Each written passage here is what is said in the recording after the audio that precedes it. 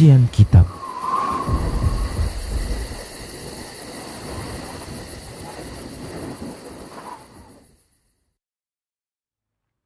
Bismillah. Assalamualaikum warahmatullahi wabarakatuh. Alhamdulillah wassalatu wassalamu ala rasulillah amabad. Para pemirsa Rasyad TV yang kami cintai karena Allah, kita kembali di program kita, program kajian kitab. Dan kita masih membahas tentang ayat-ayat Allah pada tubuh manusia. Alhamdulillah kita senang sekali sudah tersambung bersama guru kita, Ustadz Abu Ihsan Al-Athari Hafizahullah Ta'ala, yang insya Allah dalam beberapa waktu ke depan akan melanjutkan pembahasan tentang ayat-ayat Allah pada tubuh manusia yang ditulis langsung oleh beliau, buku yang ditulis langsung oleh beliau. Dan di terakhir kita sudah membahas tentang bagaimana bahwasannya syariat Allah sangat membantu sebenarnya meringankan beban kerja jantung gitu kalau nggak salah pembahasan kita terakhir. Dan hari ini insya Allah bersama Ustadz Abu Ihsan Al-Athari Hafizahullah Ta'ala kita akan melanjutkan pembahasan tentang ayat-ayat Allah pada tubuh manusia. Dan kita persilahkan Ustadz, silahkan Ustadz.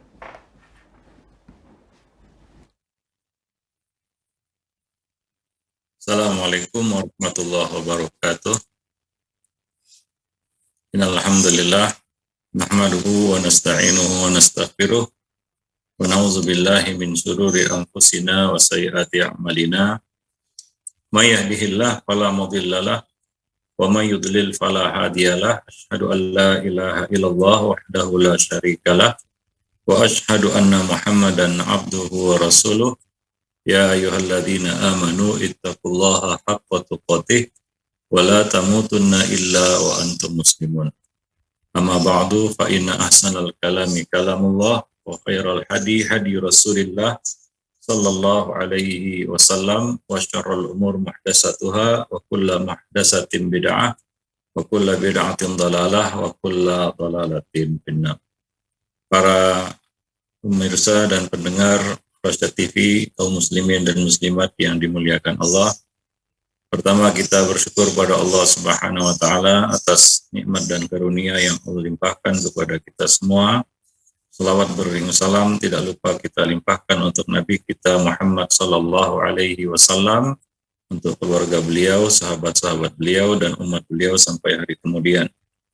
Para pemirsa dan pendengar kaum muslimin dan muslimat yang dimuliakan Allah, pada kesempatan pagi ini kita kembali melanjutkan pembahasan buku ayat-ayat Allah pada tubuh manusia, sebuah buku yang berusaha untuk memperkenalkan kita kepada diri kita sendiri, yaitu tubuh kita yang Allah Subhanahu wa taala ciptakan ya dengan luar biasa, ya, satu kita katakan tanda-tanda kebesaran Allah Subhanahu wa taala dan nikmat yang tidak terhingga yang Allah berikan kepada kita. Pembahasan terakhir kita membahas jantung, ya, yaitu perkara-perkara yang bisa membebani kerja jantung. Ya, diantaranya adalah kita katakan rokok, ya. Ini salah satu perkara yang membebani kerja jantung itu. Karena zat nikotin yang ada di dalam rokok itu akan meningkatkan tekanan darah. Ya, karena dia mencekik pembuluh darah. Pembuluh darah yang tercekik itu akan memaksa jantung untuk bekerja lebih keras untuk memompa darah itu ke sekujur tubuh. Ya. Maka tinggalkanlah rokok, ya. Tapi itu adalah hal yang bisa memudaratkan diri kita sendiri. Kemudian makanan-makanan yang berlemak, ya, makanan-makanan yang berlemak itu faktor makanan yang kadang-kadang kita makan itu mengikuti nafsu perut kita. Ya, lambung itu memang gudangnya penyakit. Ya, apalagi kita masukkan ke dalam lambung itu perkara-perkara yang bisa membahayakan tubuh, ya, makanan-makanan junk food, racun, ya, yang memang mungkin rasanya enak, tapi ketika masuk dalam tubuh susah untuk dicerna, ya, tubuh susah untuk mengurainya dan susah untuk mencernanya. Dan ini tentunya akan membuat kerja jantung semakin berat. Ya, lemak yang bertambah pada tubuh ini akan menambah panjang pembuluh darah. Ya, semakin panjang pembuluh darah, semakin berat kerja jantung itu. Itu akibat lemak yang tertimbun pada tubuh. Ya, kita sudah bahas sebelumnya ya bahwa makanan yang berlemak ini akan menimbulkan timbunan lemak pada tubuh. Dan itu akan memperpanjang pembuluh darah. Ya, seiring dengan panjangnya pembuluh darah, ya tentunya kerja jantung juga akan terbebani. Ya, di samping faktor makanan juga ada faktor pikiran ya yang memicu kerja jantung menjadi lebih keras. Di antaranya stres, ya, marah, emosi itu akan menyebabkan jantung berdetak lebih kencang. Yang mungkin ya ketika orang normal itu 72 kali detakan dalam 1 menit, nah dengan marah mungkin bisa bertambah jadi 82 kali atau bahkan lebih ya karena kondisi marah. Atau stres ya, tekanan pikiran yang berlebihan ya, maka ya Islam punya solusi untuk menghilangkan stres, yaitu firman Allah Subhanahu wa taala, ala bidzikrillah tatmainnul qulub. Ketahuilah dengan zikrullah niscaya ya hati akan tenang. Ya, hati akan tenang. Dengan tenangnya hati ini kita akan selamat atau lepas ya dari tekanan pikiran atau stres ya. Nah, demikian. Karena efek adrenalin yang muncul ya, karena naiknya kadar hormon adrenalin dalam darah ini membuat ya kita katakan ya pembuluh darah itu akan menjadi mengecil ataupun terkekik, dan itu kembali akan membebani kerja jantung. Ya, denyut jantung akan menjadi lebih cepat. Dia akan mempercepat denyut jantung itu. Nah, maka dari itu orang yang stres itu ya rentan terkena darah tinggi kan begitu ya, dan munculnya penyakit-penyakit lain akibat stres. Kemudian mager atau malas gerak, kurang berolahraga ya. Atau dengan kata lain adalah gaya hidup malas. Ya, malas ini yang ya menjadi ya, salah satu penyebab juga ya banyaknya penyakit-penyakit yang muncul dalam tubuh itu karena gaya hidup malas. Makanya tiap pagi kita berlindung kepada Allah, Allahumma inni a'udzubika minal kasal. Ya Allah, aku berlindung kepadamu dari kemalasan ya. Nah, jadi jangan biarkan kita ya menjadi orang pemalas. Kadang-kadang ini gaya hidup yang dipilih, yaitu memilih untuk bermalas-malasan. Apalagi di masa-masa sekarang ini kita banyak di rumah mungkin ya. Carilah aktivitas-aktivitas yang bisa membuat tubuh itu bergerak. Jangan hanya ya melihat gadget atau berada di di depan layar komputer atau di depan TV dan sejenisnya, sehingga membuat ya, tubuh kita kurang gerak. Yang ini menyebabkan ya kita katakan ya otot jantung juga akan menjadi lemah. Karena olahraga yang teratur, apalagi olahraga kardiovaskular, itu akan memperkuat otot jantung dan akan mengurangi beban kerjanya. Nah, demikian ya. Baik, kemudian ya mengenai berat tubuh yang berlebih. Ya, ada ukurannya ya. Tinggi dan berat badan itu ada namanya tinggi berat ideal. Ya, misalnya 165 tingginya, maka berat idealnya adalah 65 kg. Ya, dikurang 100 kg. Ya dari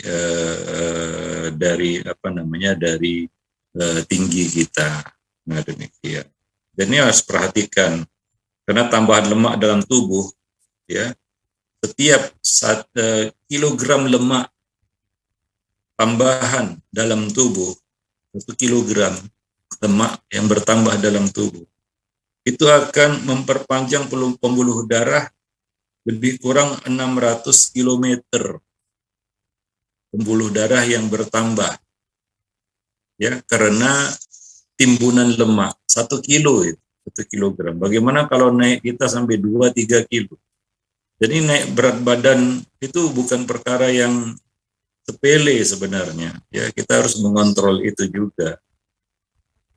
Nah, demikian sehingga ya beban kerja jantung itu akan menjadi lebih ringan. Maka dari itu ya salah satu cara untuk menurunkan berat badan yang berlebih adalah makan secukupnya.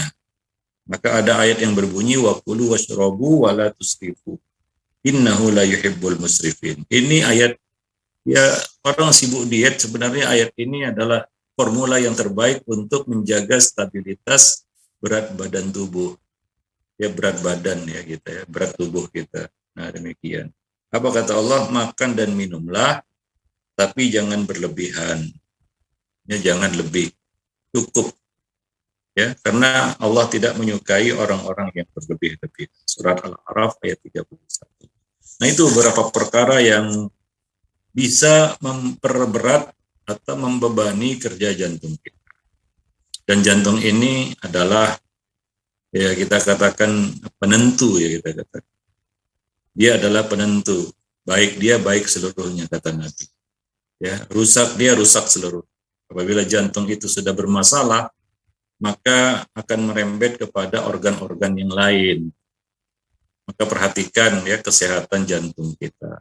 Ya, nah demikian. Wallahu a'lam bishawab. Itu beberapa hal yang kita bahas kemarin berkaitan dengan menjaga kesehatan jantung kita. Ya, itu adalah aset yang sangat mahal ya di dalam tubuh kita. Hidup kita, nadi hidup kita itu ya tergantung kepada denyut jantung kita.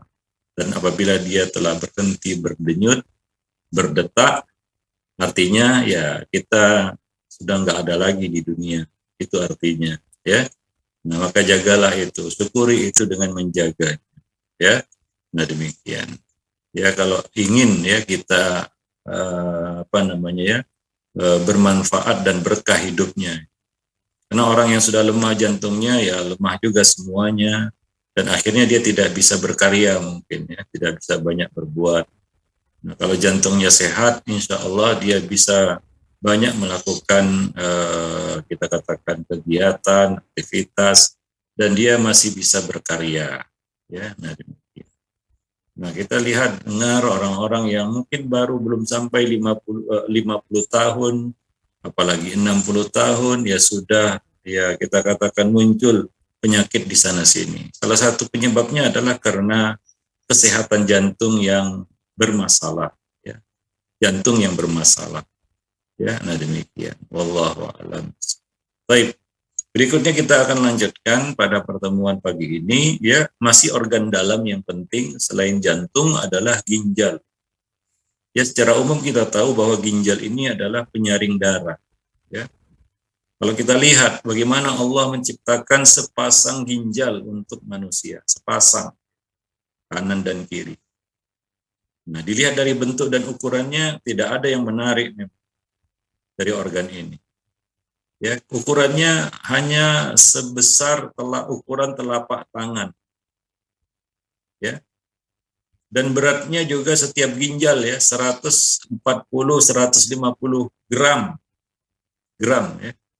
Kalau sepasang ya taruhlah 300 gram. Enggak nyampe setengah kilo. Ya, ukurannya panjang, lebar dan tebal 10 kali 5 kali 3. 10 kali 5 kali 3 itu ukuran panjang, lebar dan tebal. Ya, nah, adapun bentuknya, warnanya itu menyerupai kacang merah. Ya. Walaupun ya ini adalah organ yang berukuran kecil dan ringan, tetapi pada setiap ginjal, ya, setiap ginjal itu terdapat kurang lebih 1.300.000 satuan penyaring mini. 1.300.000 penyaring, satuan penyaring yang dalam istilah kita katakan kedokteran disebut nefron. Nah, nefron ini berbentuk seperti cacing berkepala besar dengan tubuh seperti selang yang berkelok-kelok, ya, yang berkelok-kelok. Dan kalau ditarik lurus dan disambung-sambung panjang keseluruhan dari 2.600.000 nifron yang dimiliki oleh seorang manusia, ada berapa? 2.600.000 nifron, lebih kurang pada tubuh seorang dewasa, seorang manusia. Ya, kalau disambung-sambung, ditarik lurus, ya, maka panjangnya lebih kurang 140 km nefron. Ya, nah, itulah dia inti yang ada di dalam ginjal kita. Nah, pada kepala nefron terdapat saringan yang super halus. Ya, saking halusnya hanya bisa dilalui oleh benda-benda tertentu. Ya, hal lain ya seperti sel darah atau protein darah yang ukurannya besar itu tidak akan melewati saringan ini. Karena apabila tidak seperti itu, apabila lolos dia, maka zat-zat super penting itu juga akan terbuang dengan sia-sia bersama air kencing. Sehingga ke air seni ya, sehingga akan dapat mengakibatkan atau berdampak kematian dalam waktu singkat.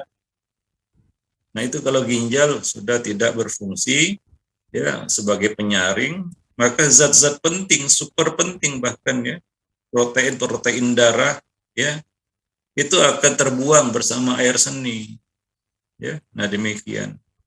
Dan mungkin banyak manusia mengira bahwa saluran pencernaanlah yang berfungsi sebagai organ inti pembuangan kotoran dari dalam tubuh.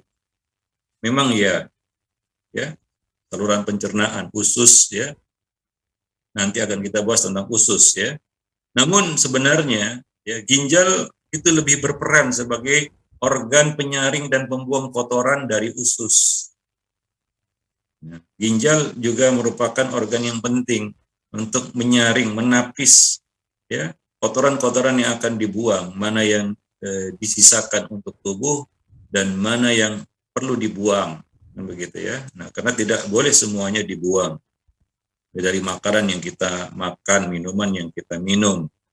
Nah, sebagai organ penyaring darah, ya, ginjal dilalui sekitar 1.200 ml darah, 1.200 ml darah setiap menit. Hingga bisa dikatakan 1/5 darah ya, yang keluar dari jantung pada setiap kali pompa masuk ke ginjal, itu masuk ke ginjal. Ya, mengapa begitu banyak? 1.200 ml darah setiap menit, dari itu sama dengan 1/5 dari darah yang keluar dari jantung. Setiap kali jantung memompa darah itu masuk ke ginjal. Kenapa begitu banyak? Karena ginjal adalah alat pembersih darah. Maka kalau sudah ginjalnya sudah tidak berfungsi, dua-duanya, karena ginjal ini bisa berfungsi ya, walaupun cuma satu. Tapi kalau dua-duanya tidak berfungsi lagi, ya dua-duanya tidak berfungsi lagi, maka orang itu perlu yang namanya cuci darah. Nah, ya alat cuci darah tidak seperti ginjal ya. Ginjal bisa dengan akurat ya menyaring ya zat-zat yang harus dikeluarkan dan zat-zat yang harus diserap tubuh. Ya, protein-protein yang terkandung dalam darah. Nah, ini nggak boleh terbuang sia-sia. Nah, adapun proses cuci darah itu ya tidak seperti ginjal penyaringannya. Namanya juga buatan manusia. Nah, ini kan memang alami yang Allah berikan kepada manusia dari lahirnya. Maka ya sayangilah ginjal kita. Ya salah satu caranya adalah ya kita ya seperti yang dianjurkan oleh banyak ahli-ahli kesehatan, pakar-pakar herbal, jangan lupa minum air putih ya. Nah, demikian. Banyak minum air putih juga. Ya, nah demikian. Maka coba lihat Nabi ya, sahur itu kalau nggak ada makanan, Nabi cukup minum air putih. Demikian juga berbuka. Ya. Demikian juga berbuka. Ya kalau lebih bagus lagi air putih itu adalah zam-zam, ya.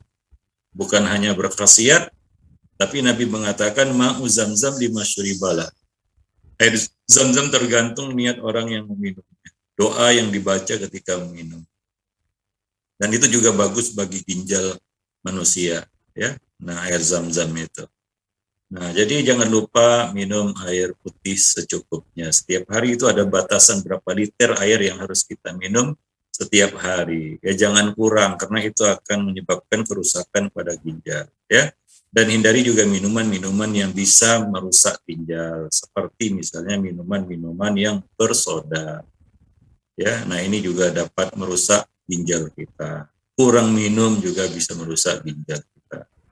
Yang penting misalnya ya, terapi air putih, ya ada seorang dokter menemukan terapi pengobatan dengan air putih, yaitu berobat hanya dengan air putih saja. Ternyata itu kuncinya adalah kesehatan ginjal, ya. Kesehatan ginjal kita. Nah demikian, ya. Yang terbaik itu ya seperti yang dikatakan oleh pakar-pakar kesehatan ataupun ahli-ahli herbal, minum air hangat setiap kita bangun tidur pagi hari. Ya, minum air hangat untuk ya membersihkan kita katakan organ-organ pencernaan kita, terutama ya organ-organ penyaring seperti ginjal. Itu sangat bagus, ya bisa kita amalkan, bisa kita praktekkan dan nggak berat juga, ya, dan nggak susah juga, ya minum air hangat setiap bangun tidur ya pagi hari. Nah demikian. Nah itu cara kita merawat ginjal kita. Nah kemudian juga ya di samping itu ya proses hijamah bekam juga merupakan salah satu cara untuk merawat ginjal, ya. Maka rutinlah misalnya berbekam untuk merawat kesehatan ginjal kita, ya. Nah karena ini sangat penting ya seperti yang kita sebutkan tadi, ya fungsinya itu sangat penting, ya. Apabila ini tidak berfungsi dengan baik, ya itu akan mengakibatkan kematian dalam waktu yang singkat, gitu ya. Tidak langsung kontan mati, misalnya jantung berhenti mati langsung kan begitu ya. Tapi ginjal berhenti tidak langsung mati, tapi mati pelan-pelan begitu ya. Orang itu harus cuci darah dan ya seiring dengan itu akan ya ngedrop dia karena protein tubuhnya banyak keluar, ya hingga darahnya itu tidak mengandung protein sama sekali, tidak bergizi istilahnya, dan dia tinggal menyambut kematiannya kan begitu. Nah maka sangat penting ini untuk kita jaga ya nikmat Allah Subhanahu wa Ta'ala, dan ginjal itu tetap berfungsi walaupun tinggal 1%, ya. Didiagnosa misalnya ginjalnya fungsinya tinggal 1%, dia tetap bekerja walaupun tinggal 1%. Kadang-kadang orang itu lupa dia, ya. Dia merasa sehat padahal ginjalnya fungsinya tinggal 1%, ya nggak lama lagi padam itu. Akhirnya ginjal itu tidak bisa berfungsi sama sekali dan orang itu harus melakukan ya kita katakan cuci darah. Nah ini kan kalau sudah cuci darah sudah berat gitu ya. Nah mudah-mudahan ya Allah Subhanahu Wa Taala memberikan kesehatan kepada kita semua, terutama pada ginjal kita. Ya. Allah lengkapi kita dengan sepasang ginjal kiri kanan. Ya. Gak berfungsi satu masih bisa berfungsi. Yang satu berfungsi tinggal 50% sekalipun dia tetap berfungsi. Karena ini sangat penting. Ya, maka dari itu jagalah ya kita katakan kesehatan ginjal kita. Wallahu. Kemudian berikutnya organ lain yang ada, ini termasuk organ dalam yang penting yang ada di dalam tubuh kita adalah hati. Atau dalam bahasa Arabnya disebut al-kabid, hati. Ya, kita tahu fungsi hati itu adalah penawar racun. Kalau ginjal penyaring darah, maka hati ini adalah penawar racun yang sangat cepat kerjanya. Dalam hitungan detik, dia bisa menawar racun-racun yang masuk ke dalam tubuh kita. Nah, kalau ingin menjaga kesehatan hati, ya nggak ada jalan lain, tidak bisa tidak. Artinya kita harus menjaga makan kita. Maka dari itu di dalam Islam ada kitab Al-At'imah. kitab makanan-makanan, yaitu salah satu yang dibahas dalam kitab Al-Optima adalah makanan yang dikonsumsi oleh manusia. Ya, makanan yang dikonsumsi oleh manusia. Karena makanan itu membawa racun, apalagi junk food ya, fast food, junk food, wah luar biasa. Ya, banyak kimianya, dan kimia itu kan sesuatu yang susah untuk diurai oleh tubuh manusia, terutama hati. Dia mengandung racun yang harus dibersihkan karena tubuh akan menolak benda-benda asing. Maka makanan yang masuk ke dalam tubuh kita itu seperti alien, ya, yang harus dinetralisir oleh tubuh. Itu tergantung kembali kepada tubuh. Bisakah tubuh beradaptasi dengan itu ataupun menetralisirnya ataupun menyaringnya atau tidak? Ya, kita tahu bahwasanya akhirnya makanan yang kita makan itu harus dibuang separuhnya mungkin atau 2/3-nya. Bahkan ada yang semuanya harus dibuang gitu, karena nggak ada yang bisa dimanfaatkan oleh itu.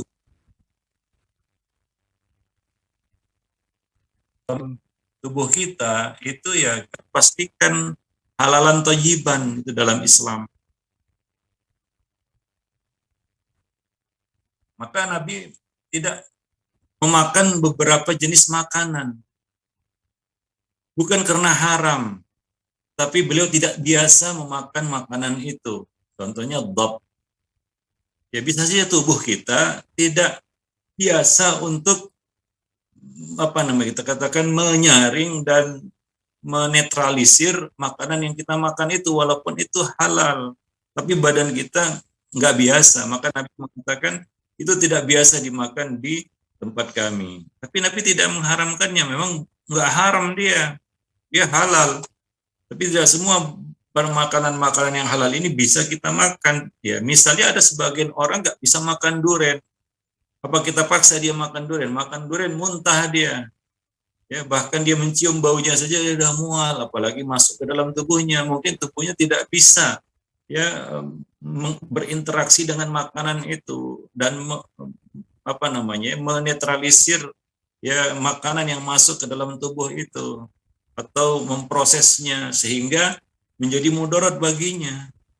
Maka ada kaidah di dalam fikih yaitu la darar wala dirar.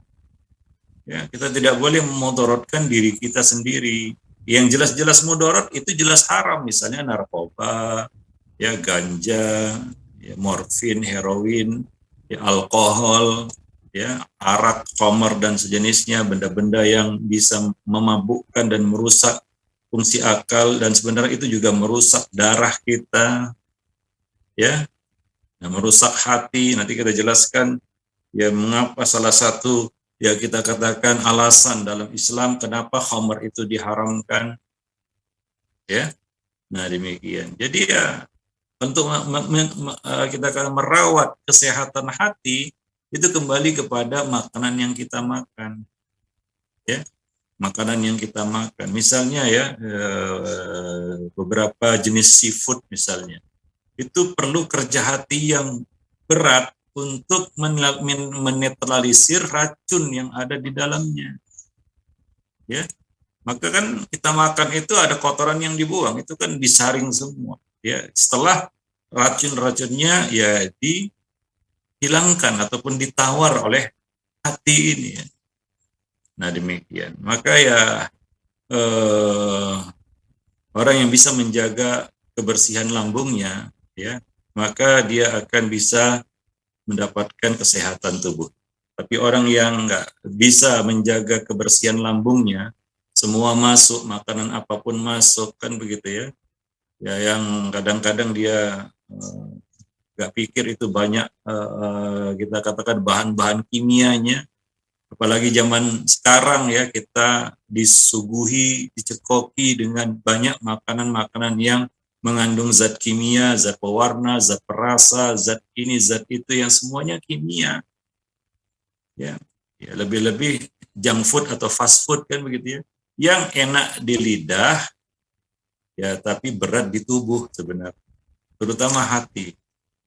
Nah itu yang membuat hati ini menjadi ya lemah fungsinya, rusak dan lain sebagainya. Ya, baik. Maka ya jagalah kesehatan hati kita ini. Karena fungsinya sangat vital, yaitu sebagai penawar racun dalam tubuh. Ingat, sekali lagi saya ulangi, ya makanan yang masuk ke dalam tubuh kita ini, itu bagi tubuh itu seperti alien, makhluk asing, benda asing yang masuk yang perlu diurai, diproses. Apabila tubuh gagal memprosesnya dengan baik, dia akan menjadi racun dan akan membunuh kita. Muncullah penyakit-penyakit seperti kanker. Itu ya karena zat-zat kimia yang masuk yang tidak bisa diurai dan diproses oleh tubuh kita dengan baik, sehingga menyisakan sampah, kotoran ya pada tubuh. Muncullah penyakit-penyakit ya beraneka ragam, ya bisa itu tumor, kanker ataupun sejenisnya ya. Nah, ya. Dan tentunya ini akan membahayakan bagi tubuh.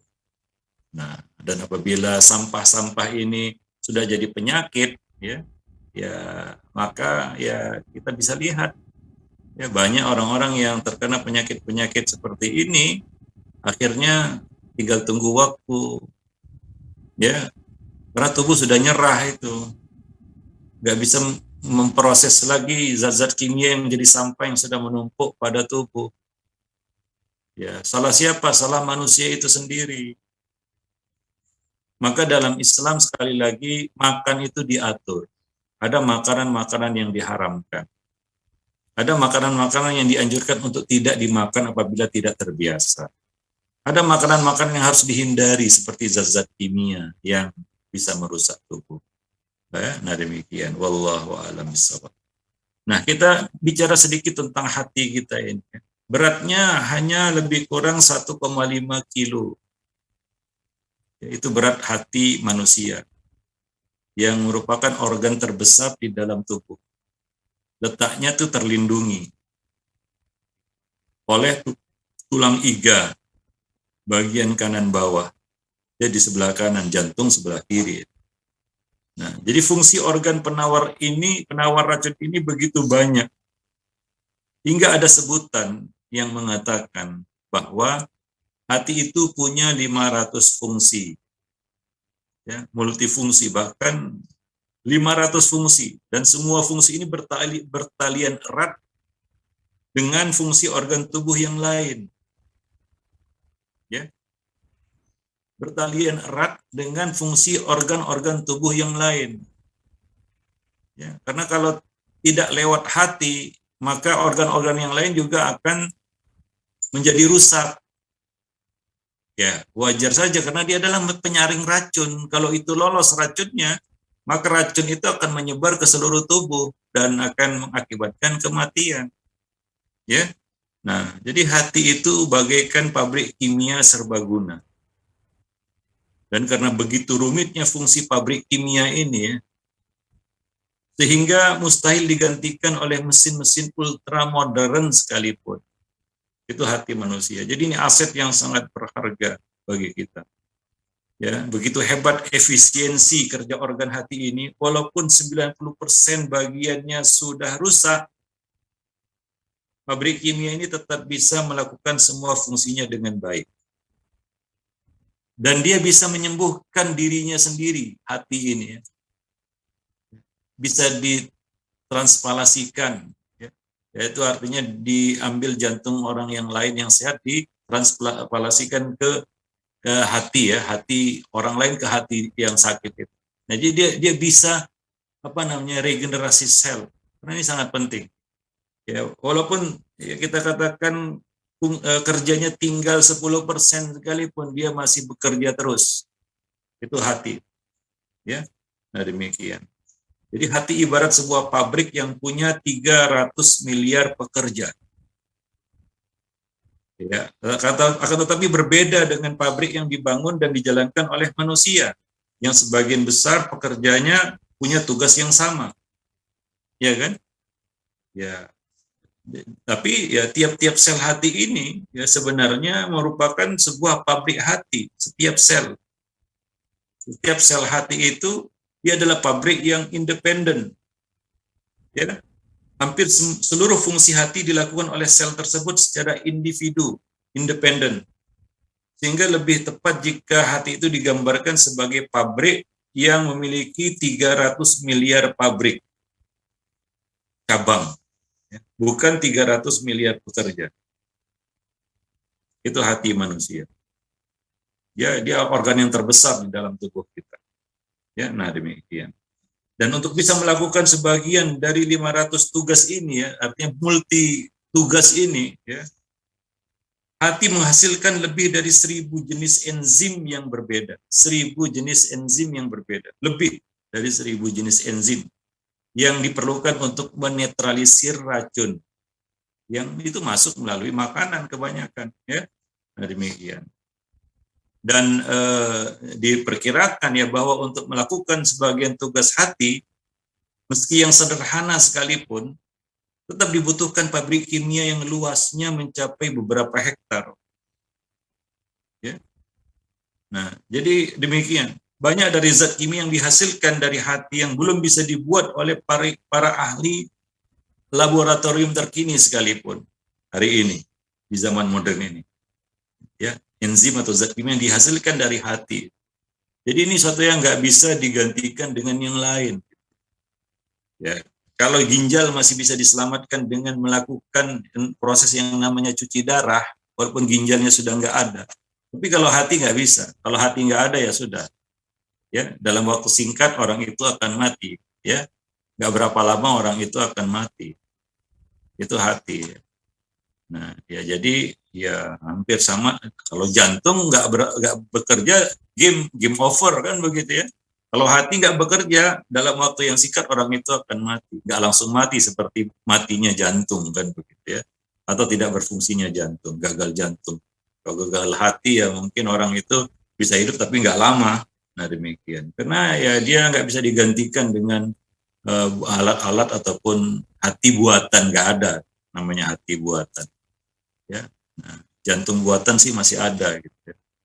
Tapi hati buatan nggak ada.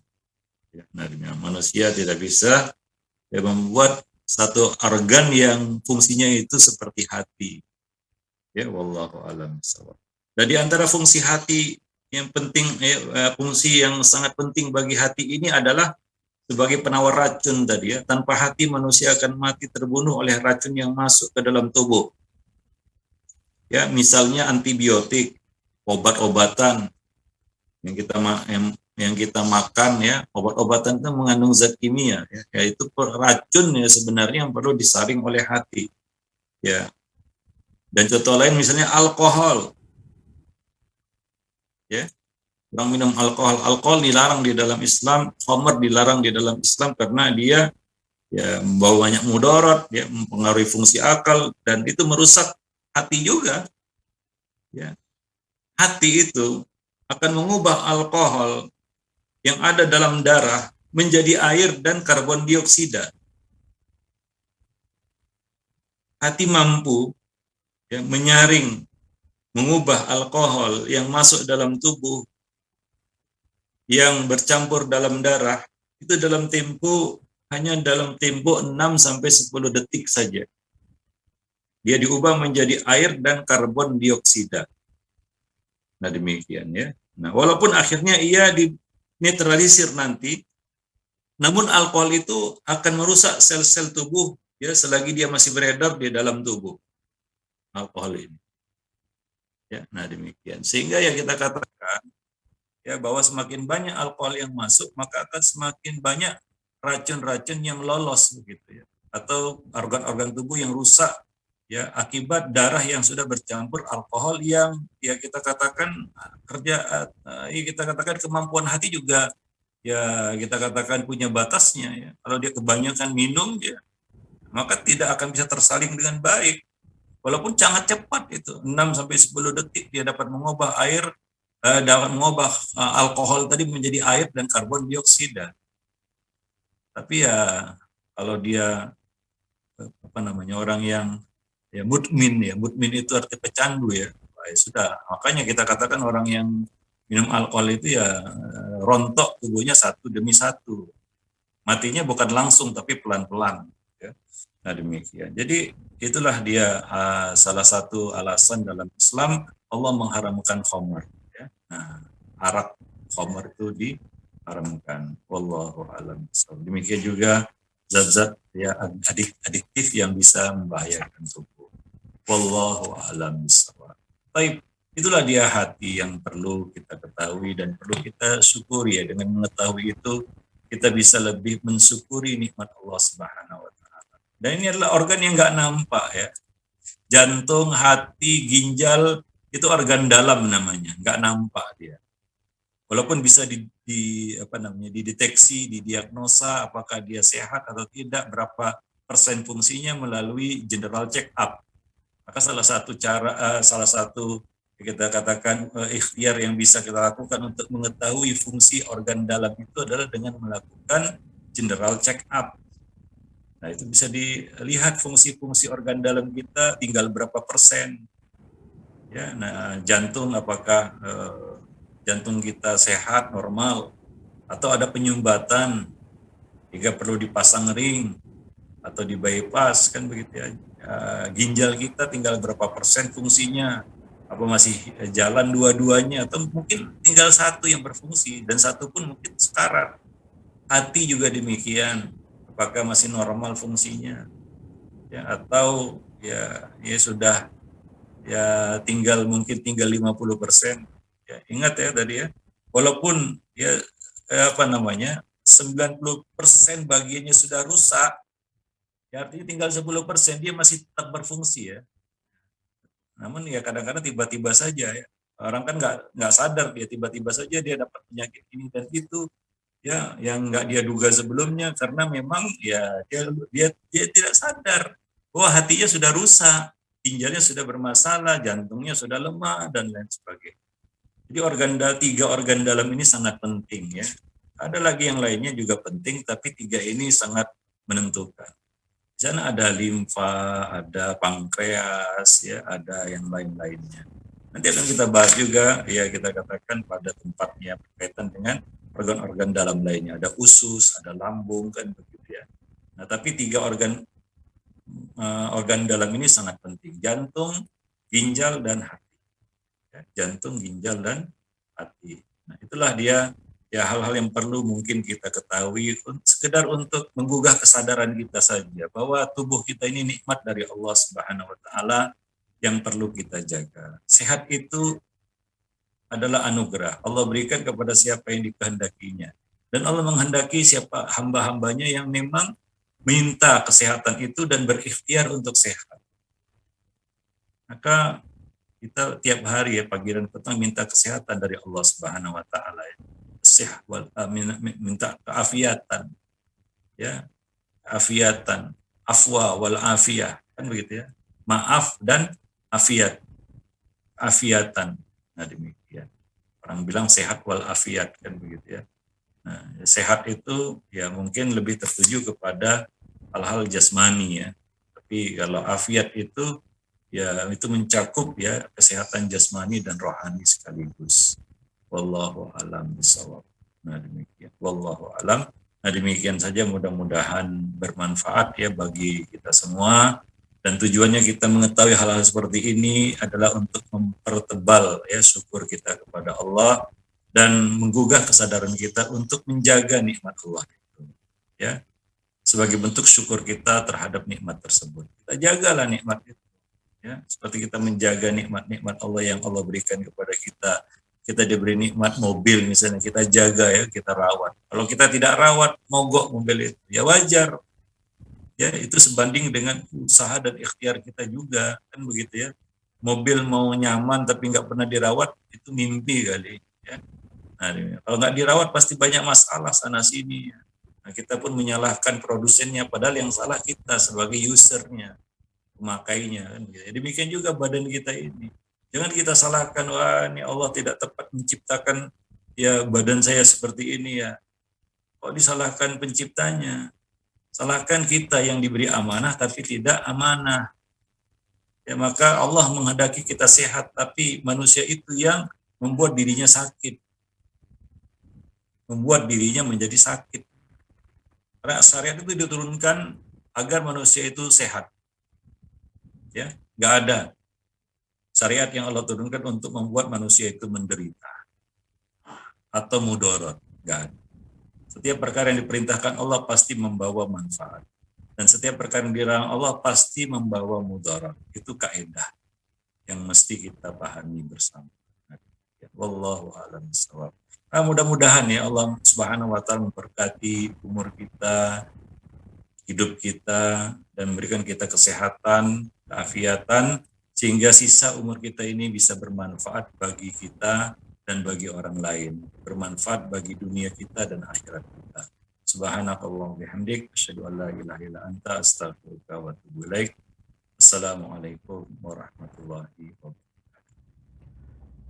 Baik, jazakumullah khairan Ustadz atas pemaparannya, dan kita persilahkan para pemirsa Rosyad TV dimanapun Anda berada yang mau bergabung bersama kita di kajian kitab pagi ini bisa melalui line interaktif kita di nomor 0822 88886630, atau juga bisa mengirimkan melalui pesan WhatsApp, juga bisa komentar di platform media sosial kita yang sedang live. Sudah ada pertanyaan yang masuk Ustadz melalui WhatsApp, kita bacakan Ustadz. Yang pertama, Ustadz, istri saya seorang mu'alaf. Beliau anak tertua dari 3 bersaudara. Semua adik-adiknya adalah perempuan dan saat ini berada di kampung. Kedua orang tuanya sudah meninggal. Adik-adiknya ada yang sudah menikah dan ada yang belum menikah. Lalu apakah sebaiknya istri saya tersebut pulang ke kampung karena kekhawatiran terhadap adik-adiknya yang belum menikah tersebut? Karena beliau tinggal sendirian,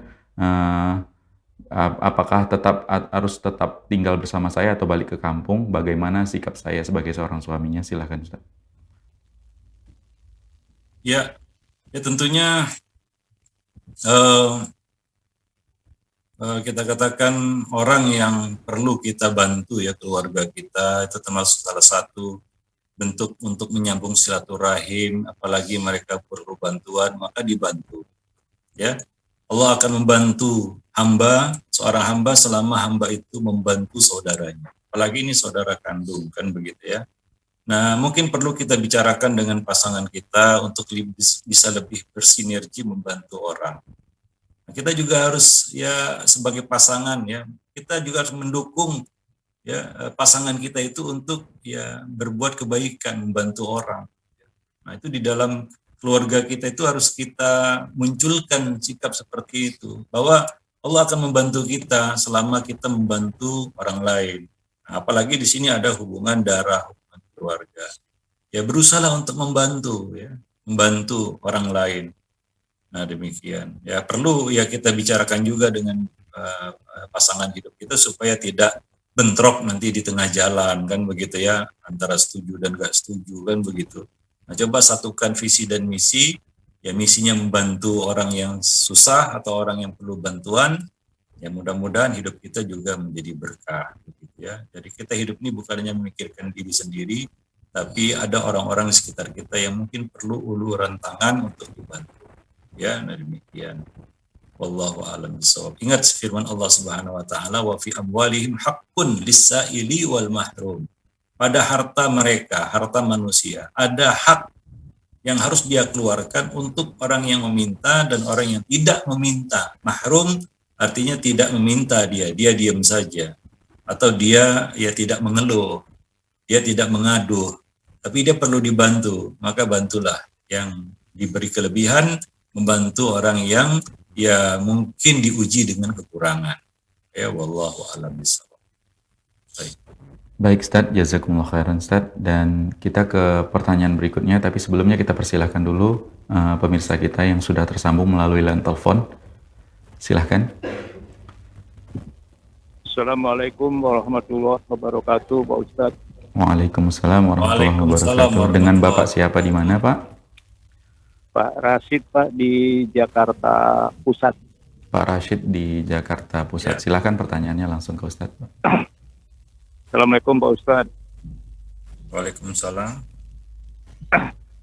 Ini Pak Ustadz, ini terkait dengan penyakit pada tubuh saya, kan penderita diabetes sudah lebih dari 10 tahun dan sudah kena komplikasi ke kaki saya, Pak Ustadz. Jadi saya nggak kuat jalan, cuma 200 meter.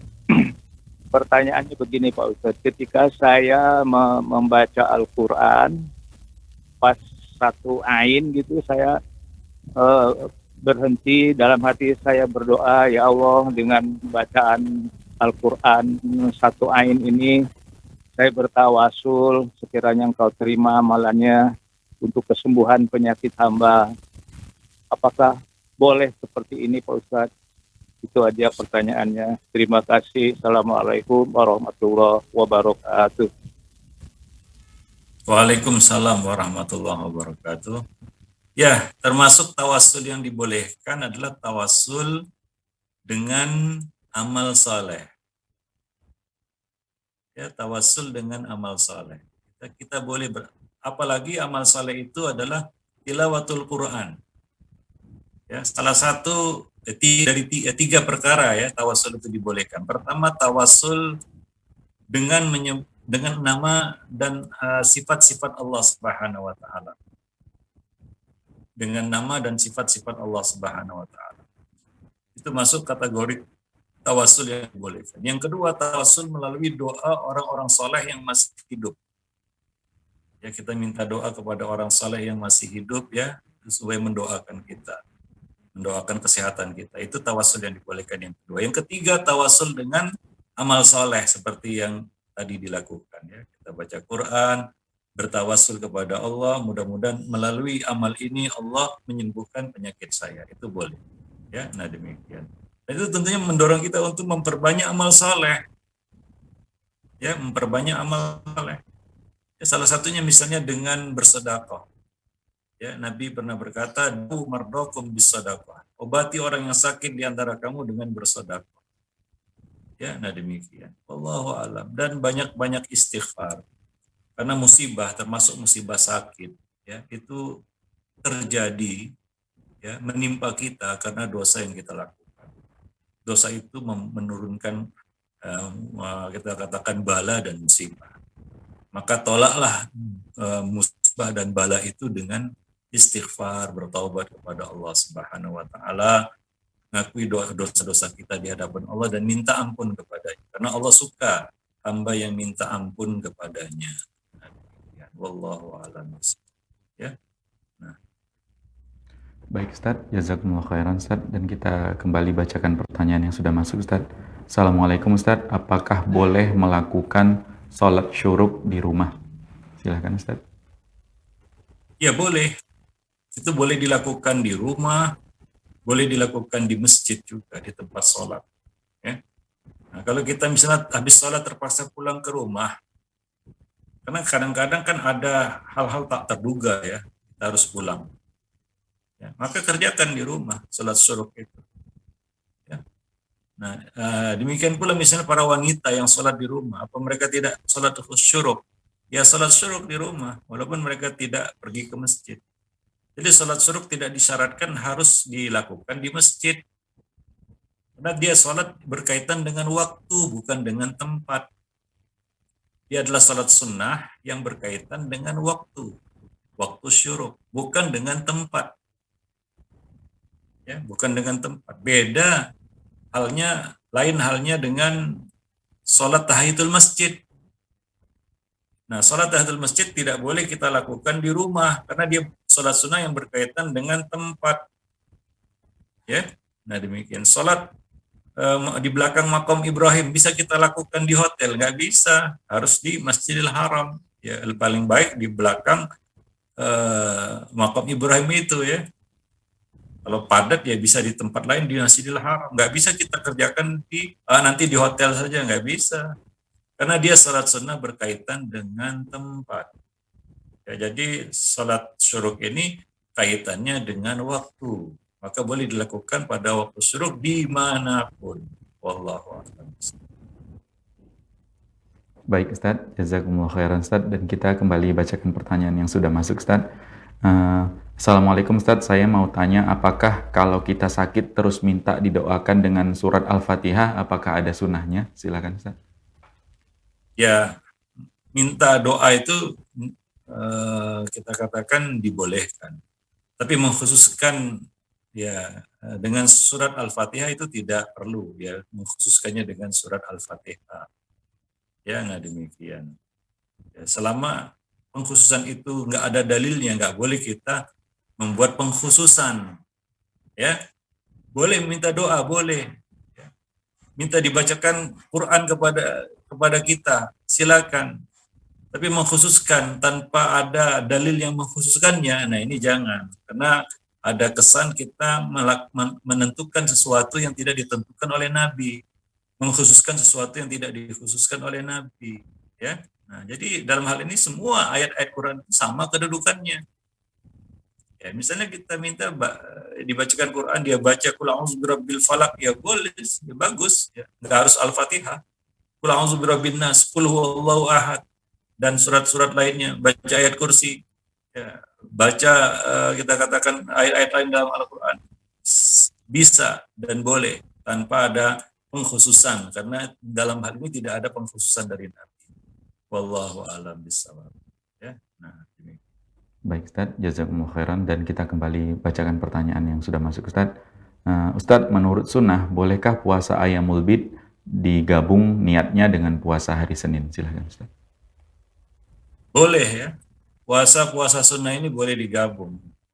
Apabila berketepatan ya, kebetulan bertepatan dengan hari puasa kita, ya, nah demikian.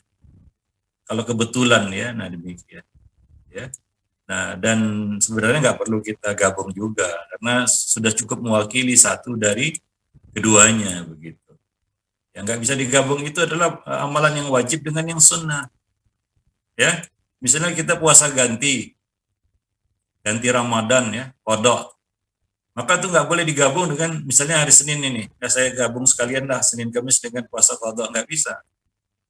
Ya karena puasa wajib itu mengalahkan dan menutup ya amalan-amalan sunnah ya.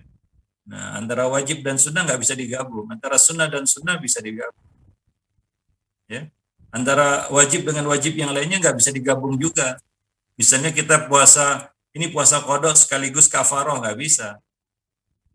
Antara wajib yang satu dengan wajib yang lain nggak bisa digabung jadi satu. Wallahu a'lam bishawab. Nah, demikian ya. Oleh karena itu, misalnya ya, Ibnu Hazm Al-Zahiri yang mengatakan mandi Jumat itu wajib, maka nggak boleh digabung dengan mandi junub. Misalnya dia junub pagi hari, maka dia harus 2 kali mandi Jumat dan mandi junub secara terpisah. Nah, para ulama mengatakan mandi Jumat itu sunnah muakkadah. Yang mengatakan sunnah muakkadah boleh digabung. Dia mandi junub sekaligus dia mandi Jumat. Kenapa? Di Jumat bagi mereka itu bukan wajib, tapi hukumnya sunnah muakkadah. Ini adalah pendapat jumhur kan begitu ya. Nah demikian. Wallahu a'lam bishawab. Baik. Baik Ustaz, jazakumullah khairan Ustaz. Dan pertanyaan berikutnya Ustaz. Bismillah, Ustaz mau tanya, kalau untuk yang punya virus di hati, apakah ada cara penyembuhannya atau perawatannya dalam Islam? Dari Ummu Farah. Silakan Ustaz. Ya, ini mungkin perlu dikonsultasikan dengan dokter yang psikoh yang terpercaya ya. Pengetahuan saya, hati itu kalau sudah rusak, ya memang bisa dia regenerasi, ya memperbaiki ataupun dia memperbaiki dirinya sendiri, itu hati bisa transpalasi istilahnya kan begitu ya. Nah, atau ya merubah pola makan, sebenarnya itu yang paling menentukan bagi kesehatan hati. Merubah pola makan ya. Tidak masukkan makanan-makanan yang membuat hati itu bekerja lebih berat begitu ya. Yang ya seperti tadi ya, kalau alkohol itu terus banyak menimbun badan kita ya, itu kerja hati semakin berat sehingga hati tidak maksimal untuk menyaring ya kita katakan zat-zat beracun yang dibawa oleh alkohol tadi yang bercampur dengan darah. Akibatnya bagaimana? Banyak yang lolos racun-racun tadi ke tubuh. Ya, nah demikian. Itu kalau hati sudah tidak mampu lagi karena faktor makanan. Maka tadi kita bahas di awal berkaitan dengan hati ini. Kaitannya itu sangat erat dengan makanan yang kita makan atau sesuatu yang kita injeksikan ke dalam tubuh. Maka kita harus tahu pasti apa yang masuk ke dalam tubuh kita. baik itu dari mulut kita ataupun dari melalui injeksi. Kita harus tahu dan kita berhak tahu, ya. Karena tubuh kita yang punya amanah untuk menjaganya. Nah, kalau belum jelas, tinggalkan yang nggak jelas, ambil yang jelas kan gitu. Maka Nabi tidak mau mengkonsumsi dop walaupun halal karena beliau merasa itu tidak familiar ya bagi tubuh beliau. Boleh jadi tubuh tidak bisa mengurainya dengan baik karena tidak terbiasa. Nah, demikian. Maka kembali lagi ya, masalah kesehatan hati ini itu erat kaitannya, sangat erat kaitannya dengan makanan yang kita makan, minuman yang kita minum, apa yang masuk ke dalam tubuh kita. Ya, sangat erat kaitan. Maka dari itu, jaga makan. Ya, jaga makan.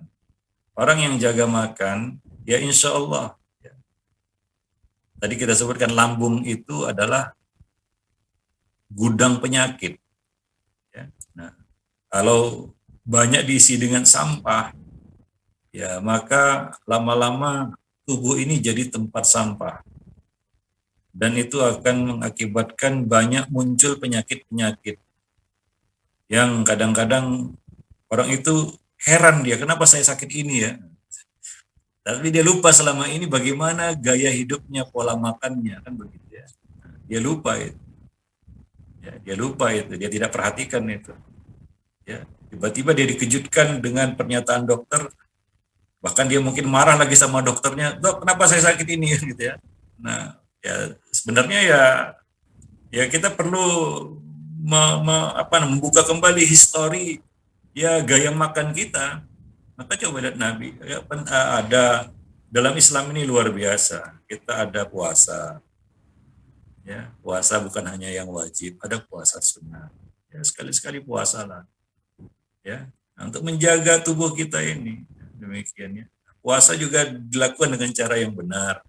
Ya jangan sahur seperti orang kalap, buka juga seperti orang kalap kan begitu ya. Apa anjuran Nabi? Sahur itu bisa cukup dengan beberapa butir kurma dan air putih. Demikian juga berbuka. Nah, kalau gaya hidup kita itu kita mengikuti panduan sunnah Nabi, ya, maka sering kita katakan ya bahwa Islam ini luar biasa. Kita kaum muslimin beruntung kita mendapatkan Islam. Kenapa? Karena detil kehidupan kita itu diatur ya sedemikian rupa. Mulai dari aktivitas sampai yang terpenting adalah bagaimana kita memperlakukan tubuh kita, waktu istirahat, waktu makan, ya bagaimana buang hajat, bagaimana semuanya detil. Ya, maka insya Allah apabila kita lakukan itu semua, kita akan mendapatkan kesehatan. Ya Allah tidak menghendaki kita sakit dengan syariat yang Allah turunkan, justru ya Allah menghendaki kita sehat. Tapi kadang-kadang kita nggak tahu kita agama kita sendiri, kan begitu ya. Nah demikian. Wallahu a'lam bishawab. Mungkin juga untuk merawat hati ini ya perlu dengan treatment misalnya sesuatu yang natural. Ya contohnya haba sauda, minyak zaitun, madu, ya. Kemudian air zam-zam. Hari ini zaman pandemi seperti sekarang ini, siapa yang stok di rumahnya air zam-zam, haba sauda, madu, atau minyak zaitun misalnya, ya itu kan banyak khasiatnya yang disampaikan oleh Nabi Shallallahu Alaihi Wasallam. Tapi kadang-kadang kita kurang yakin dengan Tibun Nabawi itu. Padahal pengobatan, treatment kesehatan itu berkaitan dengan sugesti yang namanya keyakinan. Dalam istilah lain keyakinan terhadap treatment yang kita jalani. Nah, treatment kita jalani ini bukan sembarang treatment dari langit. Kita harus yakin karena itu diucapkan melalui lisan yang tidak berucap dengan hawa nafsu, tapi wahyu yang diturunkan kepada beliau yaitu Nabi Shallallahu Alaihi Wasallam.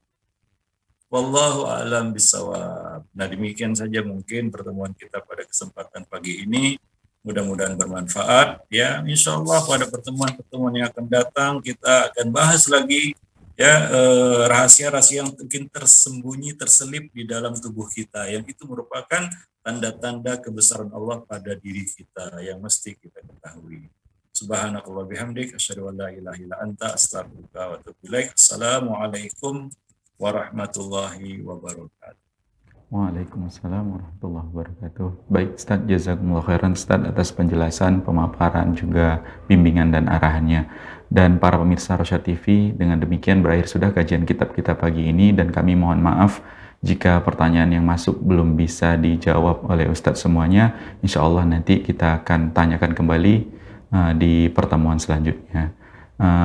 Itu saja mungkin yang bisa kita sajikan, mudah-mudahan bermanfaat tentunya untuk kami pribadi di sini, juga untuk Anda dimanapun Anda berada. Mewakili kru yang bertugas kami pamit, kita tutup dengan doa kafaratul majelis. Subhanakallahumma wa bihamdika, asyhadu an la ilaha illa anta, astaghfiruka wa atubu ilaik. Assalamualaikum warahmatullahi wabarakatuh.